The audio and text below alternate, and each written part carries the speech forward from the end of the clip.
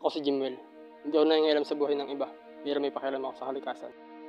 Sa paglipas ng panahon, isa sa mga malalaking epekto ng climate change ay ang pagtaas ng tubig sa karagatan. Isang pangyayari na kilala sa tawag na sea level rise. Ang sea level rise ay resulta ng dalawang pangunahing dahilan na may kaugnayan sa global warming. Una, ito ay dulot ng dagdag na tubig mula sa mga natutunaw na yelo sa mga malalaking polar ice caps tulad ng Antarctica. Ikalawa, ito ay dulot ng tinatawag na thermal expansion. Ito ay nangyayari kapag ang tubig alat ay umiinit, dahilan para mag-expand ang tubig at maging sanhin ng pagtaas ng tubig dagat. Ayon sa pinaka-latest data na makikita sa website ng NASA, ang pandaigdigang antas ng dagat ay umaabot na ng 98mm ang itinaas mula noong 1993. Isa ang Pilipinas sa mga bansang labis na naaapektuhan ng pagtaas ng tubig sa karagatan. Dahil tayo ay isang arkipelago, tayo ay naaapektuhan ng sea level rise. Ito ay umaabot na sa 5.7 to 7mm kada taon. 3 beses itong mas mabilis kumpara sa global average sea level rise. Ang pagtaas ng karagatan ay isa lamang sa mga epekto ng pagbabago ng klima o ng climate change. Pinangangambahang patuloy ng lumubog ang mga komunidad na nasa mababang lugar at tabing dagat kung hindi mapipigilan ang patuloy na pag-init ng mundo na siyang ugat ng pagtaas ng tubig sa karagatan. Ako si Jimwell de la Cruz at sa ating pagkakaisa, may papakita natin sa mundo na tayo ay handang tumindig para sa kalikasan. Handa tayong labanan ng pagtaas ng karagatan at protektahan ang mga baybayin.